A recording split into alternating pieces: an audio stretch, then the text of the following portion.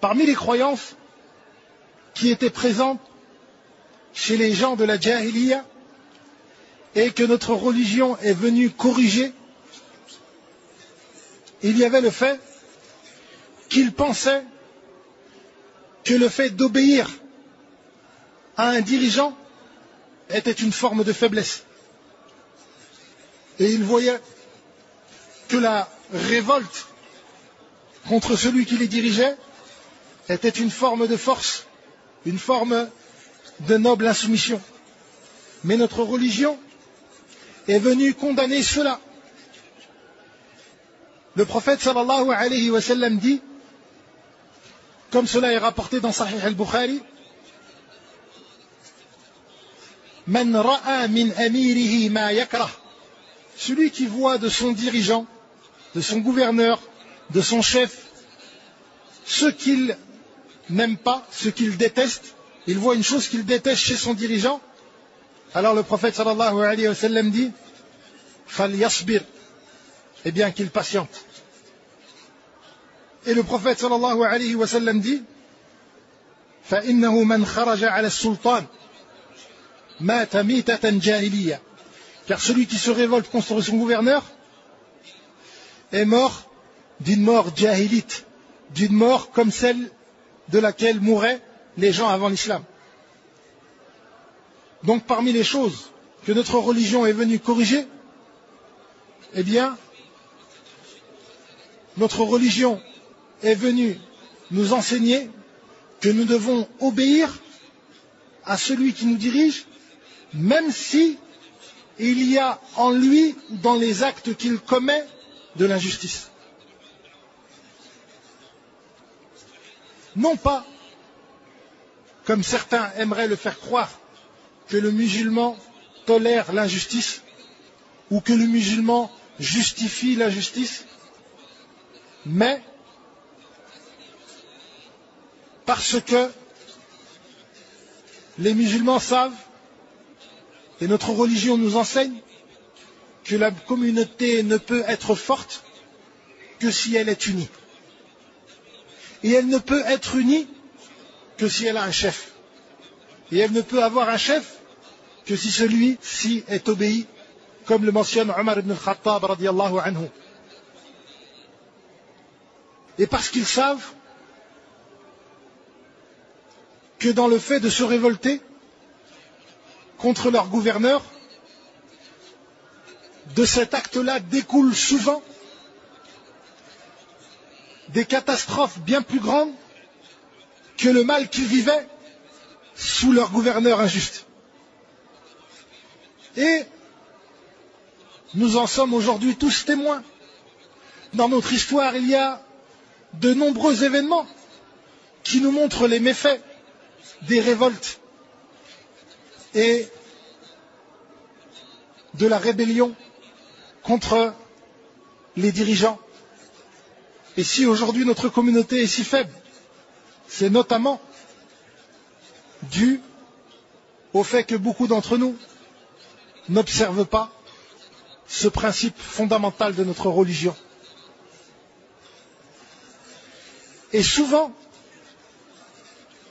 à notre époque, cela est dû à une imitation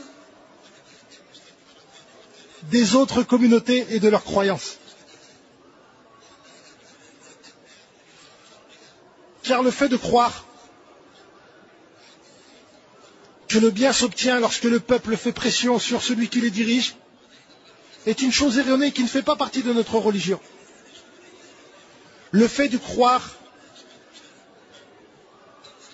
que le peuple est souverain, cela ne fait pas partie de notre religion. Celui qui est souverain dans notre religion, c'est Allah Azza wa Jal seul. Et c'est ses commandements à lui que l'on doit observer et suivre.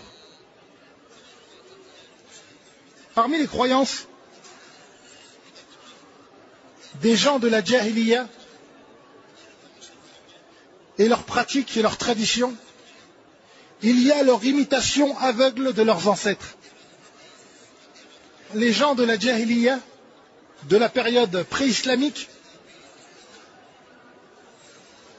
imitaient aveuglément leurs ancêtres.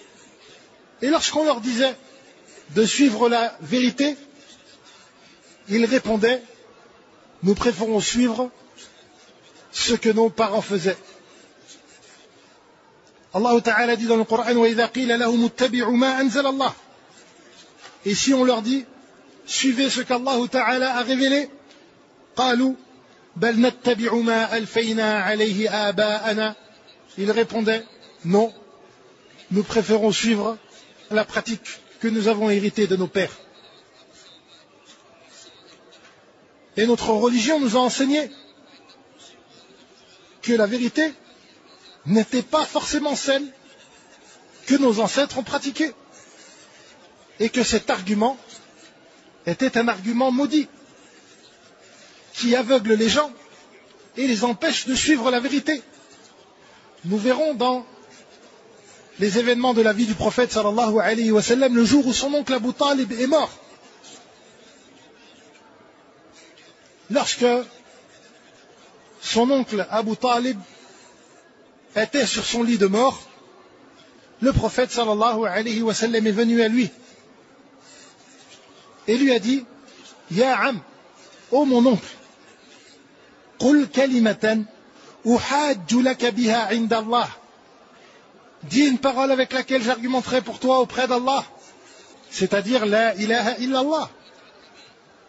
Et il y avait en présence de Abu Talib deux notables des mécréants, et qui lui disaient: Atarghabu an millati Abdil Muttalib.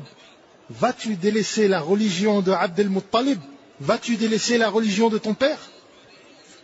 Alors le prophète sallallahu alayhi wa sallam lui répondait: Ya Am, kalimatan uhajju laka biha inda Allah. Ô mon oncle, dis une parole avec laquelle j'argumenterai pour toi auprès d'Allah. Mais les deux notables lui disaient: Atarghabu an millati Abdel Muttalib. Vas-tu délaisser la religion de Abdel Muttalib? Et la dernière chose qu'il a dit, comme cela est rapporté dans le hadith, la dernière chose qu'il a dit est: il est sur la religion de Abdel Muttalib.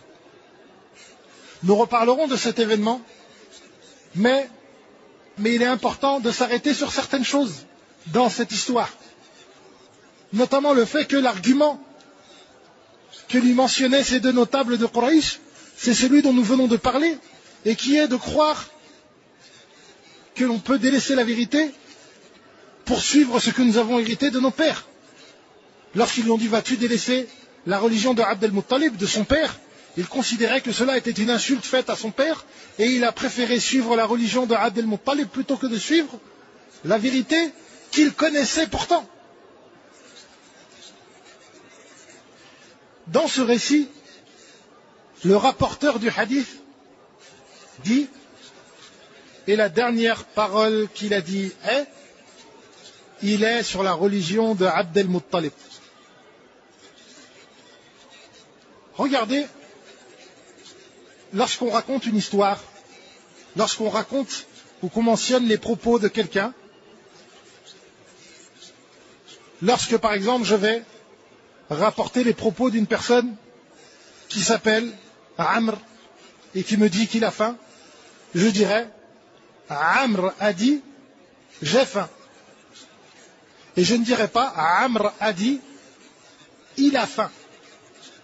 Mais dans ce hadith, le rapporteur dit: les dernières paroles qu'il a dit sont: il est sur la religion de Abdel Muttalib.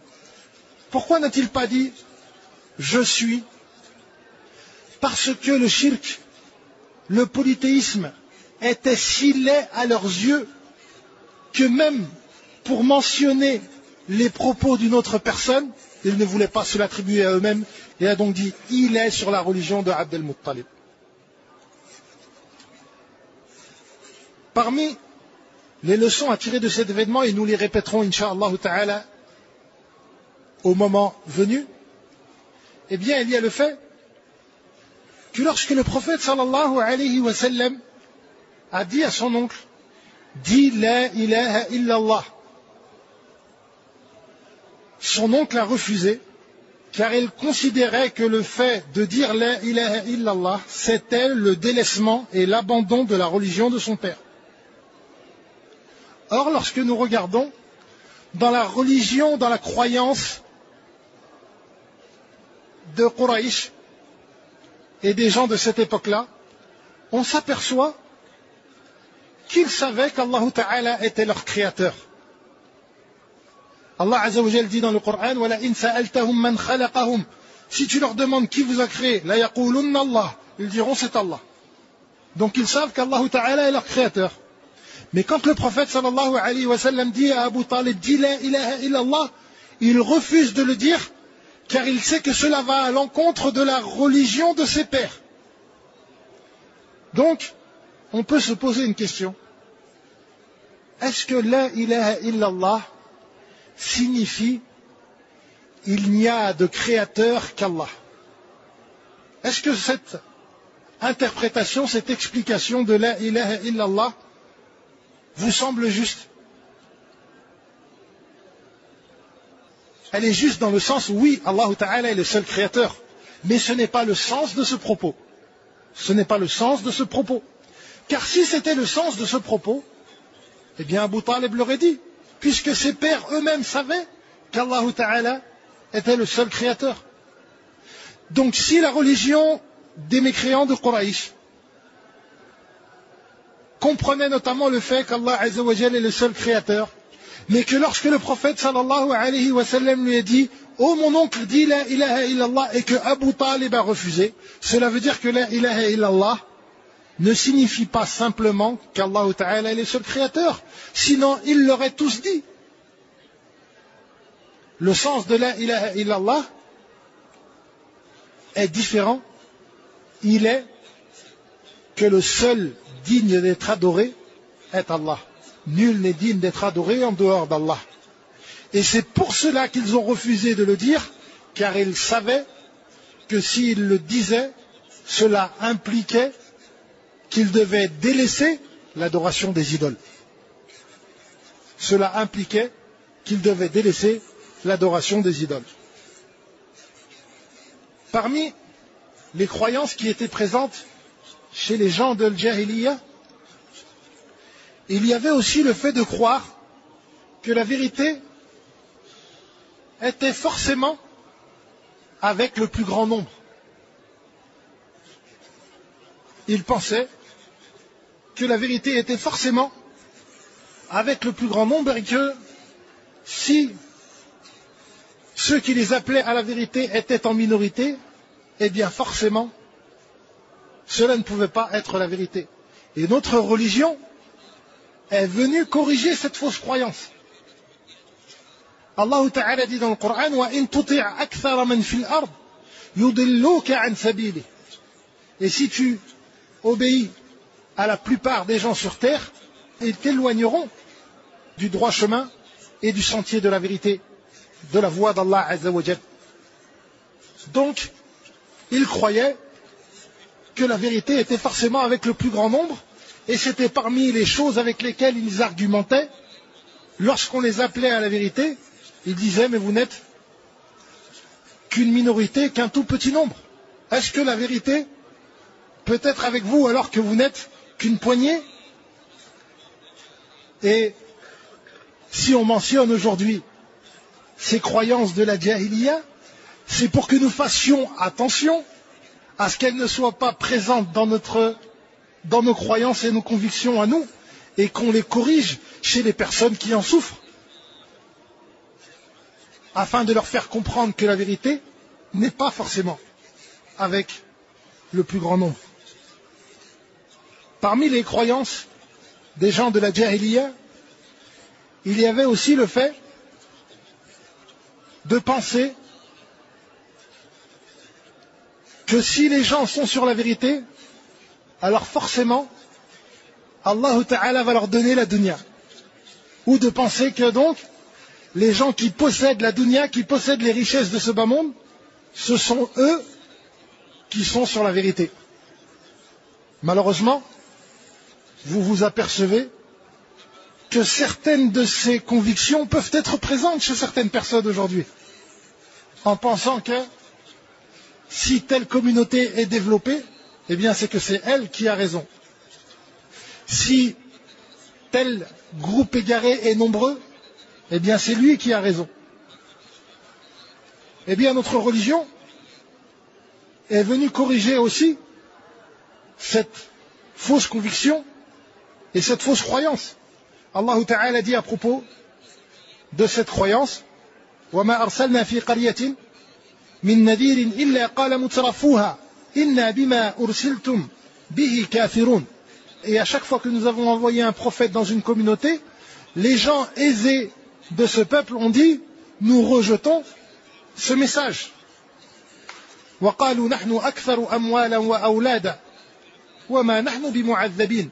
Et ils ont dit: nous possédons plus de biens et d'enfants que vous, et nous ne serons point châtiés. Parmi les croyances et les convictions des gens de la Jahiliya, il y a aussi d'argumenter contre la vérité par le fait qu'il y ait des personnes faibles, démunies, qui la suivent, en disant que si c'était la vérité, eh bien, ce ne seraient pas des personnes comme celle-ci qui la suivraient. Ils dénigrent en réalité les croyants et ils font de ce dénigrement un argument pour ne pas suivre la vérité. Et vous vous apercevez encore une fois que cet argument est présent chez certaines personnes, en disant: les musulmans ne sont par exemple que de telle ou telle catégorie sociale, où ils sont pauvres, ils sont dénigrés, et on prend ce dénigrement comme un argument pour délaisser la vérité. Allah Ta'ala dit à propos du peuple de Nuh qu'ils ont argumenté envers leur prophète en disant: وَمَا نَرَاكَ اتَّبَعَكَ إِلَّا الَّذِينَ هُمْ أَرَاذِلُنَا بَادِيَ الرَّأْيِ. Et nous voyons que les seuls à te suivre, ce sont les plus bas d'entre nous. Or, en réalité, c'est un signe de la véracité du messager d'être suivi par les plus faibles. Dans un hadith que rapporte l'imam al-Bukhari, Abu Sufyan, qui n'était pas encore musulman, rencontrera un roi chrétien romain nommé Héracl. Héracl lui posera différentes questions pour savoir si cet homme qui prétend être un prophète à Mecca est réellement le prophète qu'ils attendaient ou pas. Et il va lui dire: Man yatba'uhu adu'afa'u an-nas am aqwiya'uhum. Qui est-ce qui le suit? Est-ce que ce sont les plus faibles ou les plus forts? Abu Sufyan, qui n'était à l'époque pas encore musulman et qui se convertira plus tard, a répondu: ce sont les plus faibles.